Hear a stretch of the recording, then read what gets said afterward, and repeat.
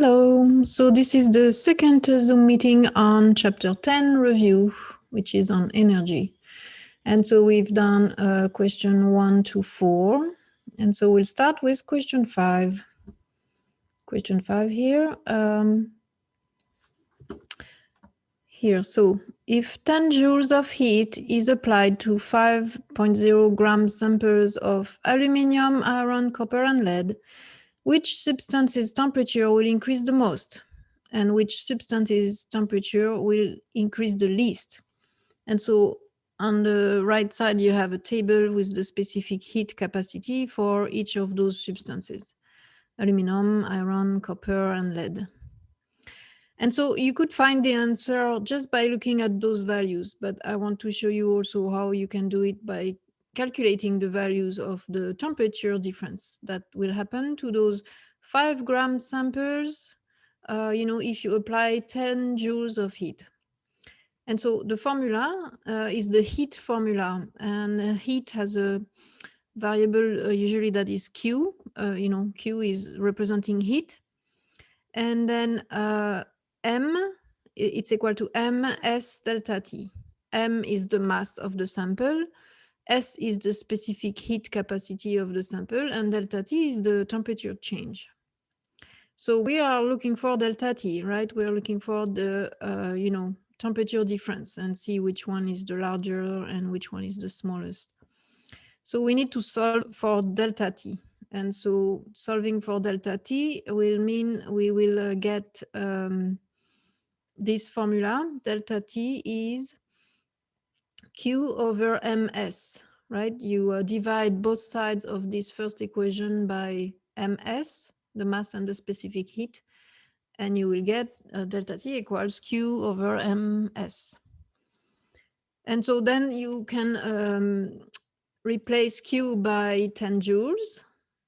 The 5 gram samples will be your mass, and then you adapt the specific heat capacity to the substance. And here we have 4 different substances. We have aluminum, iron, copper, and lead, and the values are given here on the right. Just a reminder here, specific heat capacity is the amount of heat required to increase the temperature of 1 gram of a substance by 1 degree.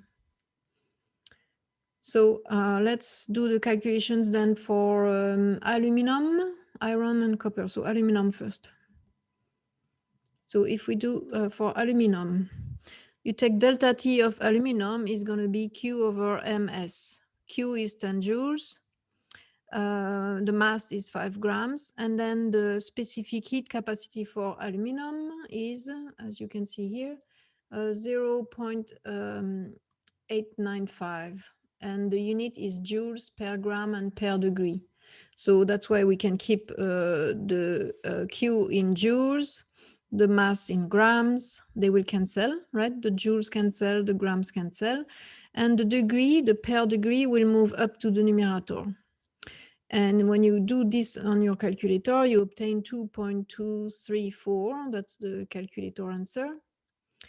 And the way to run this, so 5 grams here has 2 sig figs. The specific heat capacity has 3 sig figs, but then the heat in joules has only 1 because there is no dot after the 10. So the 0 is not significant. That 0 is not significant. So that means you need to keep only 1 sig fig because it's a multiplication and division. So we keep the least number of sig figs. And so this will be rounded to 2 only, 2 degrees, because you want to keep only 1 sig fig. So that's for aluminum. Then you do the same thing for iron. Iron is Fe, so that's why it's Fe there. So delta T of Fe, same thing. You just change the value of the specific heat capacity. So you keep Q as 10 joules. The mass is still the 5 gram. But the specific heat capacity for iron, if you look here, it's 0.448 joules per gram and per degree. So again, that's the calculator answer. And because we have 1 sig fig in 10 joules, we need to keep only the 4 degree for iron. We are not interested in those values per se, it's just to compare them. So now if we do copper, same thing, you change the specific heat capacity for copper, and here it's 0.377 joules per gram and per degree. And the calculator answer is 5.305 degrees Celsius. And rounded to 1 sig fig, it's going to be 5 degrees. And finally, the last one was lead. So let's look at the value for lead. Lead has a value of 0.129. It's the smallest value for the specific heat capacity, right? So that means it's giving you a larger value for the degrees. So the change in temperature is much larger because you need less energy to warm up a piece, a sample of the same size or same mass. And so 15.5038 is the calculation answer. And when you round this to 1 sig fig only, that means you keep the 1. What comes after the 1 is a 5, so you need to round up. So that's why it's rounded to 20 degrees without the dot, right? So it's really rounded up here. But it's only to compare them. And here we can see right away that lead is the substance that will have the highest increase in temperature, given the same amount of energy than the other samples. And that's because its specific heat capacity is the smallest, which means you need very little joules of heat to warm up 1 gram of lead and increase its temperature by 1 degree. So then when you have 10 joules, you can increase the temperature much more for lead. And then the one that has the smallest amount of temperature change is aluminum, you can see here. And it's justified by the fact that its specific heat capacity is the largest. So you need much more energy to warm up 1 gram of aluminum and change its temperature by 1 degree. So that's why with 10 joules, you cannot do as much. You can only increase the temperature to 2 degrees, for a 5 gram sample. So that's what is the answer here. So which substance temperature will increase the most? Lead. And it is justified by the fact that its specific heat capacity is the smallest. And then the temperature, the substance temperature, which increases the least, is aluminum, and because it has the largest specific heat capacity.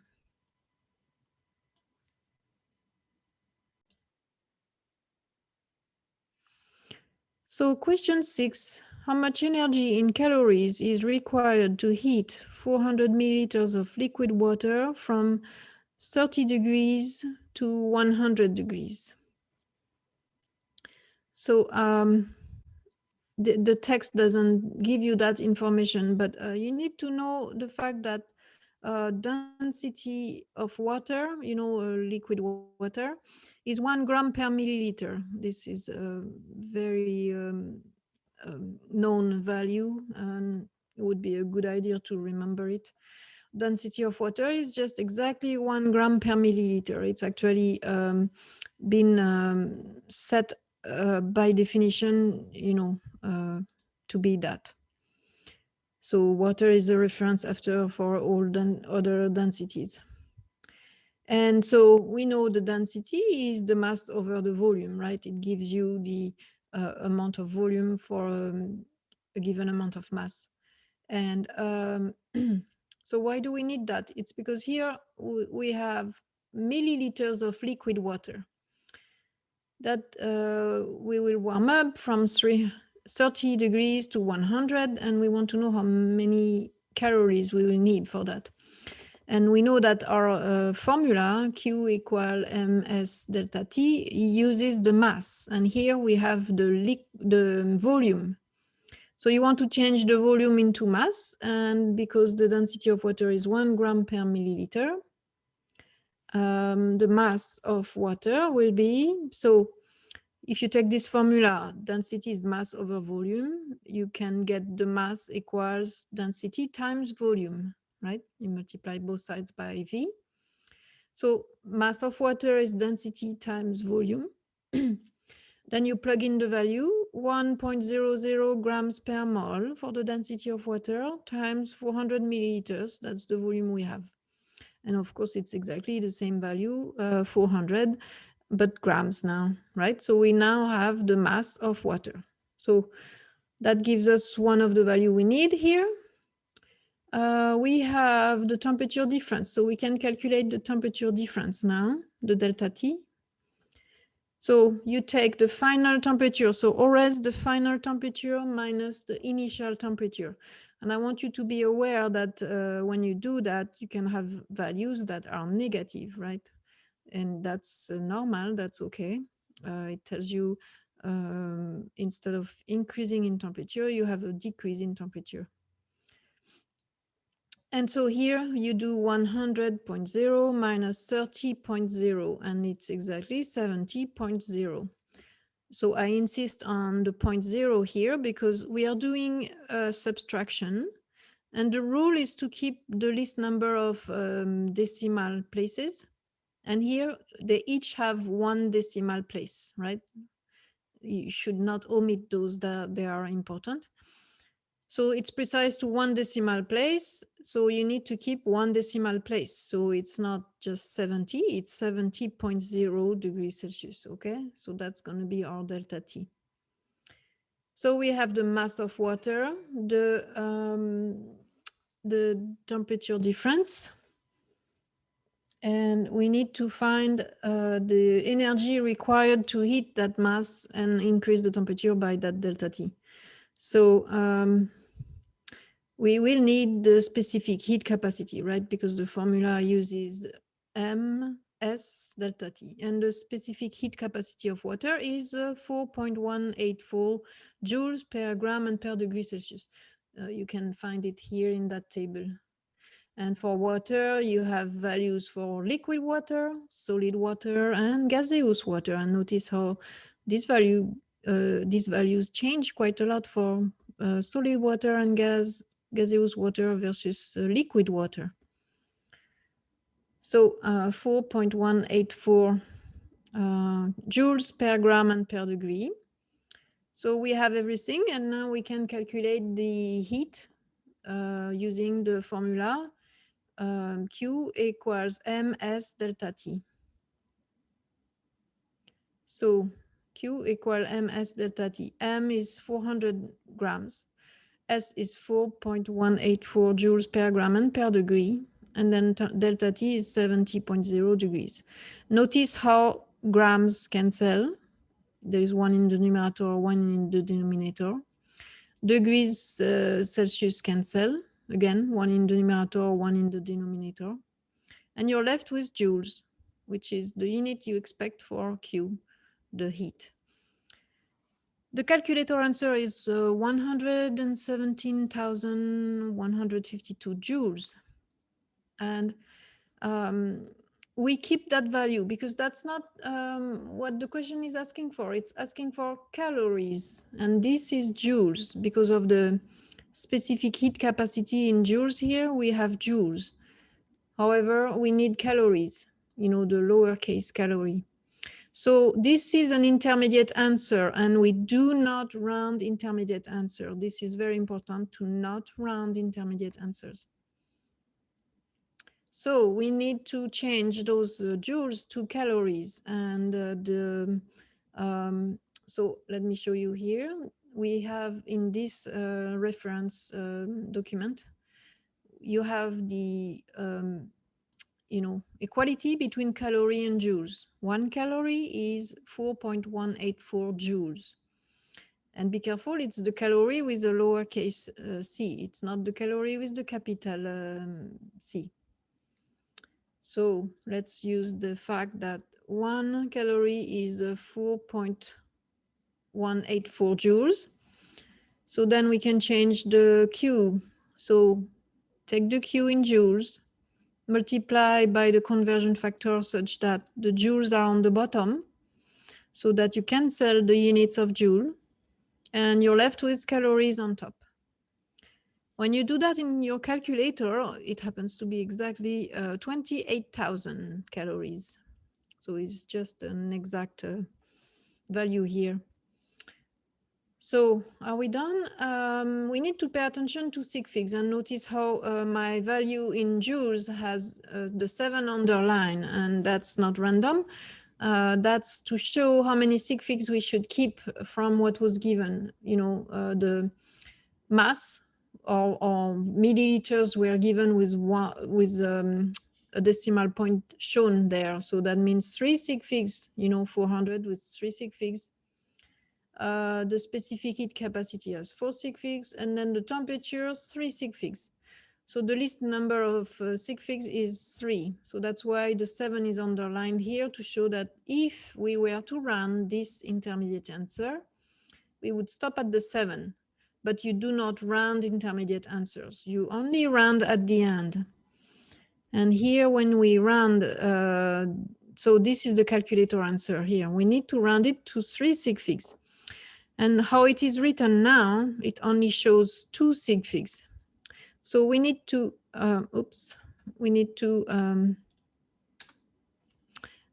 change that. Right now it shows 2 sig figs. And you cannot, you know, show 3 sig figs when you have a 0 like that using a standard notation. And you had, a lot of you had this happening in sapling, where you had to use the scientific notation to show 3 sig figs. So here we need to show 3 sig figs by using scientific notation. So it's 2.80 because we want 3 sig figs. And then it's going to be 10 to the 4th because we moved the decimal point 4 times, you know, from here to there, 4 times. And it's a positive 4 because it's a large value here, 28,000. So that's the final answer. 2.80 times 10 to the 4 calories is the energy required to heat 400 milliliters of liquid water from 30 to 100 degrees Celsius.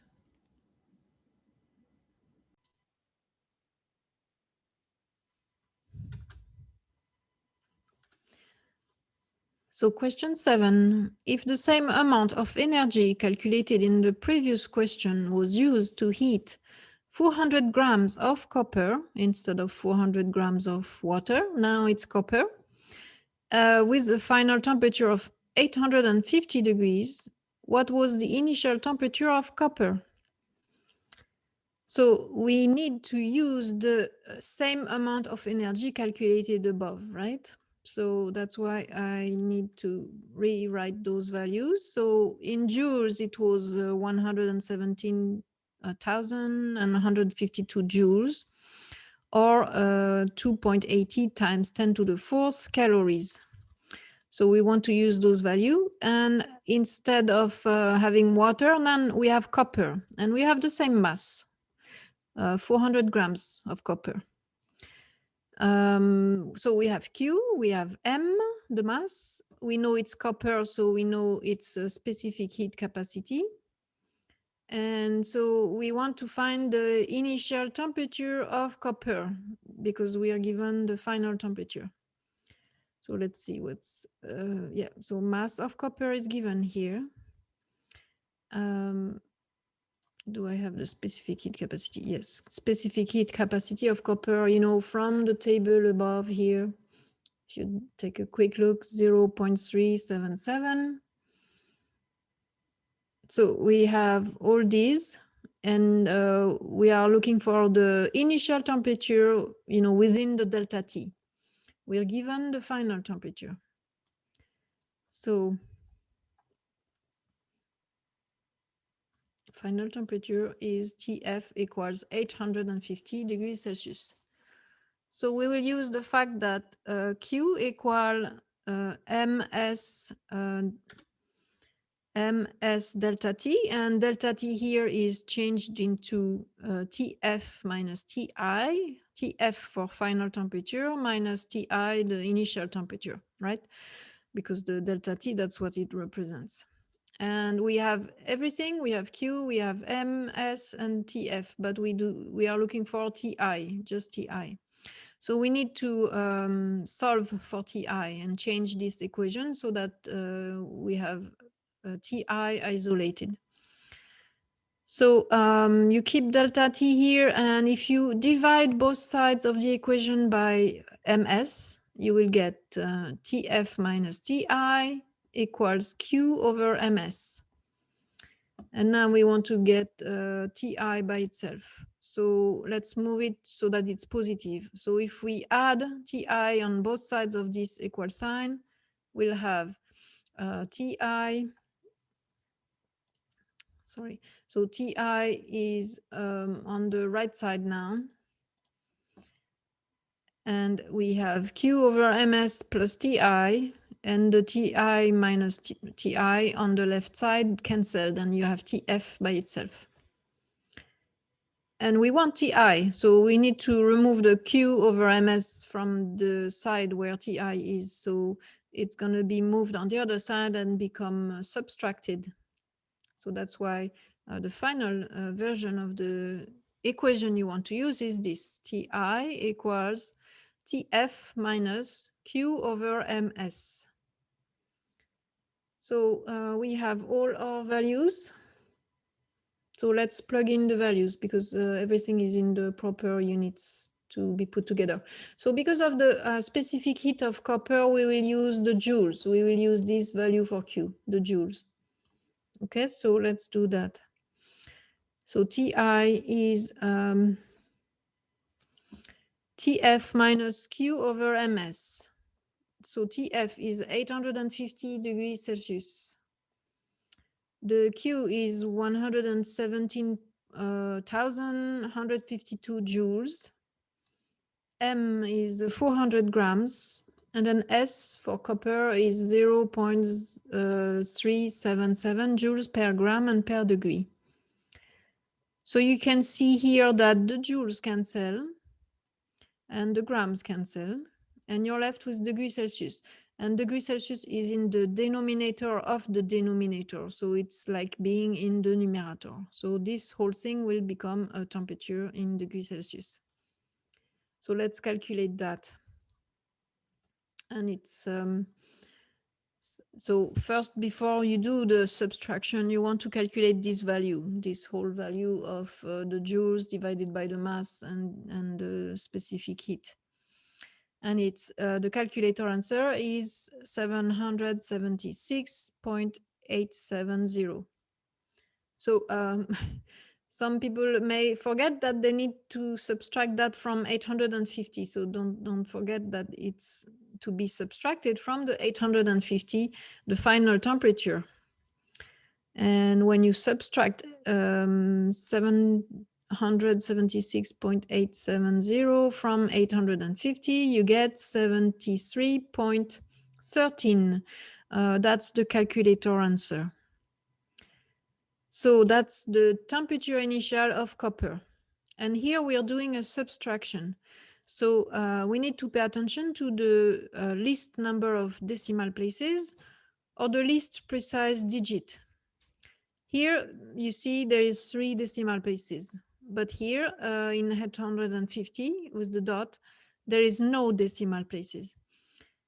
It's precise to the ones. That's what it means, right? It's precise to the ones or to the degree.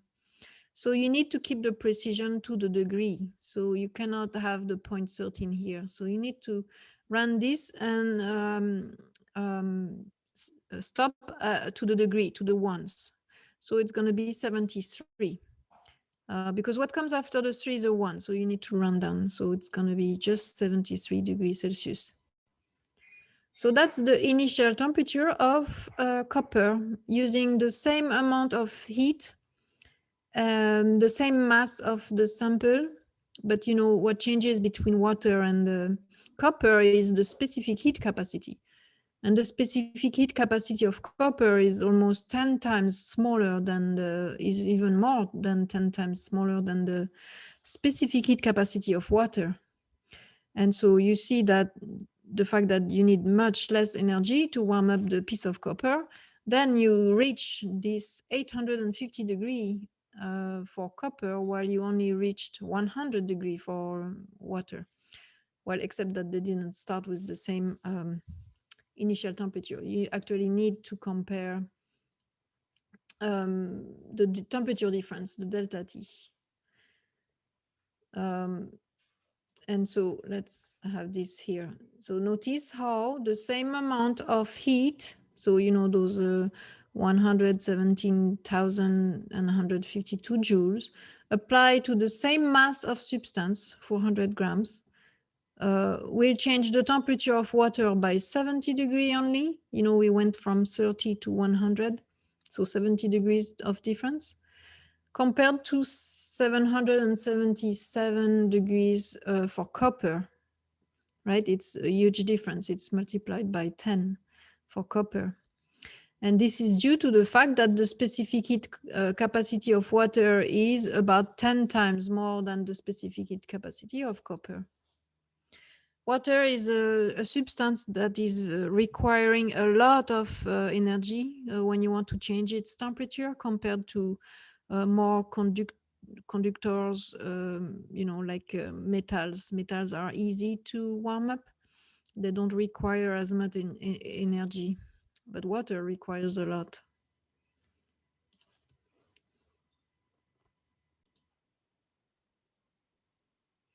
So question 8. According to the nutrition facts, a slice of bread possesses 263 calories. Notice how it is a capital C calorie, which is called a nutritional calorie. Nutritionists use bomb calorimeters to measure calories of food.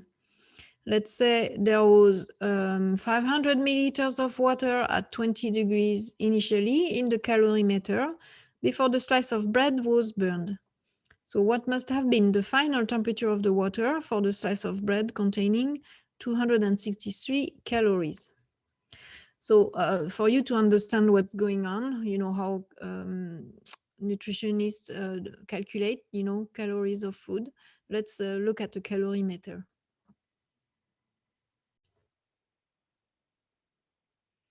So this is schematic of calorimeter that, or a bomb calorimeter that nutritionists use to, you know, to measure the calories that food, you know, contains.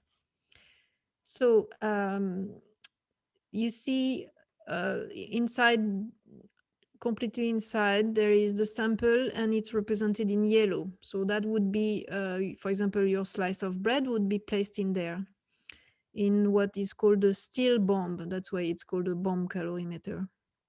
And the sample is placed in a crucible.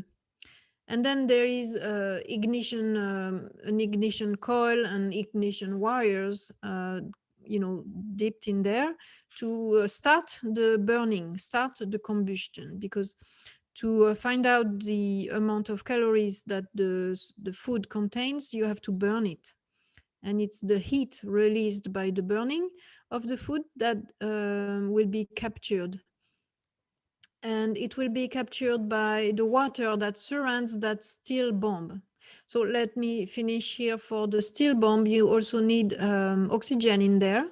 So notice how there is an oxygen supply going inside that still bomb, and it needs to be supplied in oxygen all the time so that combustion can happen, because you cannot burn something without oxygen.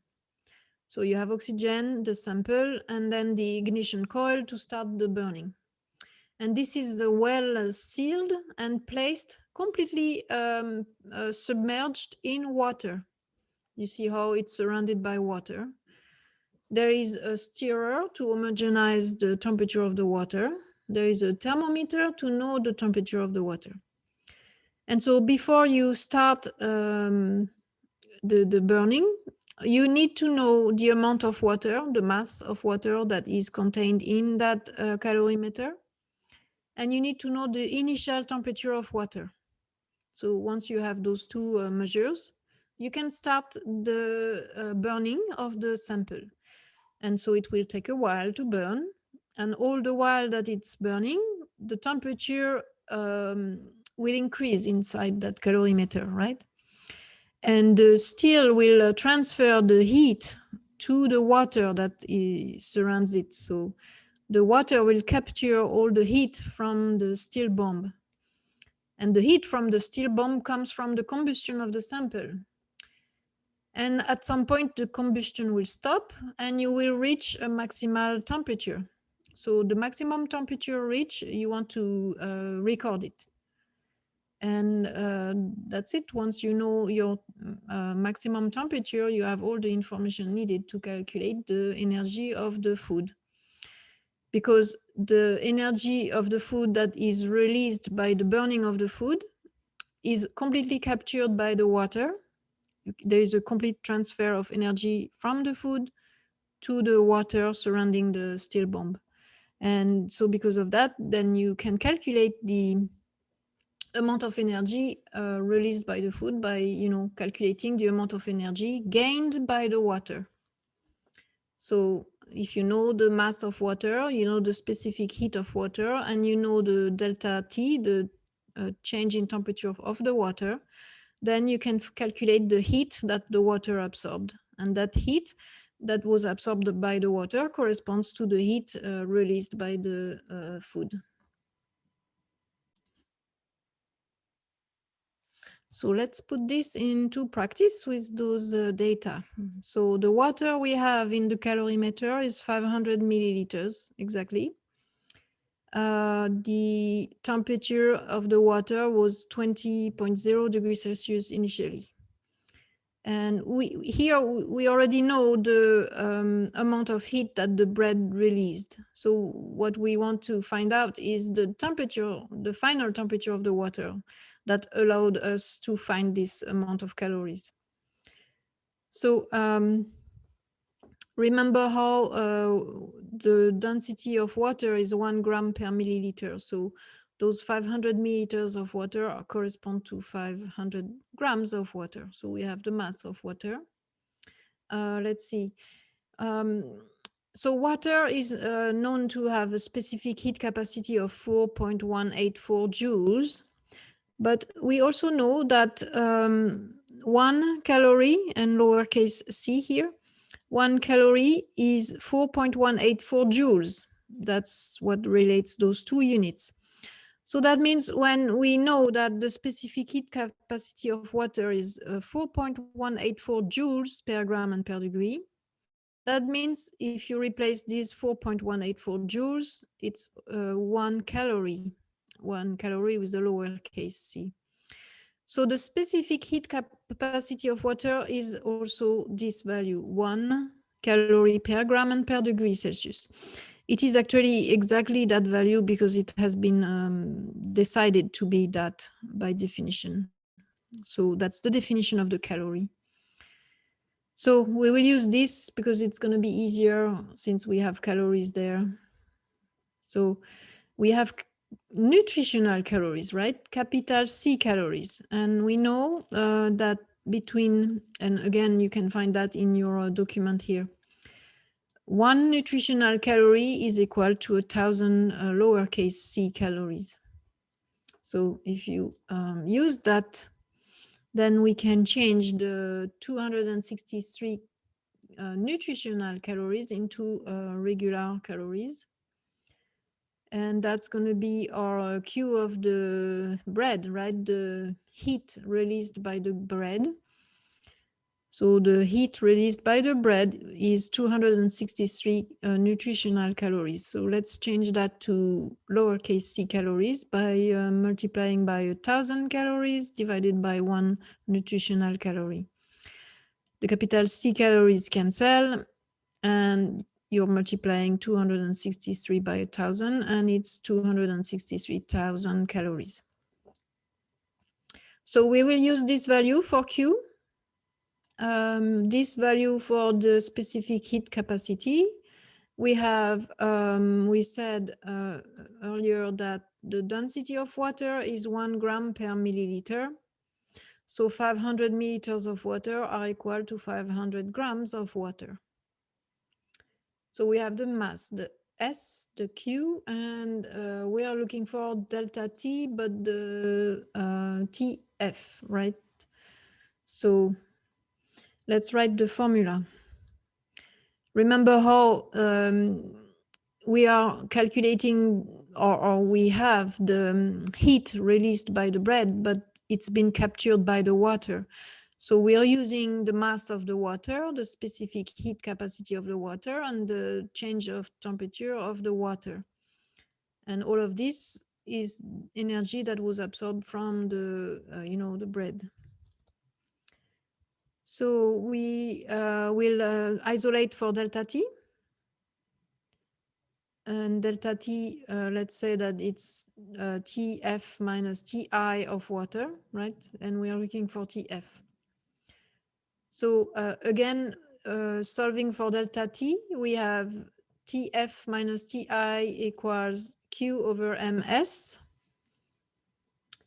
And because we are looking for TF, then we need to get rid of the TI, and we add TI on both sides of the equal sign, and that means they cancel on the left side, and you add plus TI on the right side, right? So that's what you get. TF is Q over MS plus TI. And it looks like we are ready to plug in the values. TI, let's remind us here, it's 20 degrees Celsius here. So let's plug in the values. TF is Q over MS plus TI. Q is the heat, released by the bread. So 263,000 calories. The mass is the mass of water, 500 grams. The specific heat capacity of water is 1 calorie per gram and per degree. So you see how the degrees, the grams cancel and the calories cancel. So this is gonna be, this whole thing, once we have done the calculation, will be temperature in degrees Celsius, right? Because we have degrees Celsius here, that will move from the denominator of the denominator up into the numerator. So let's calculate this intermediate answer. And it is 526. So we need to keep adding plus 20 degrees to get the final temperature of water, because the water, this value is the temperature difference, right? So now we need to add that to the initial temperature. And so the final temperature was 546 degrees.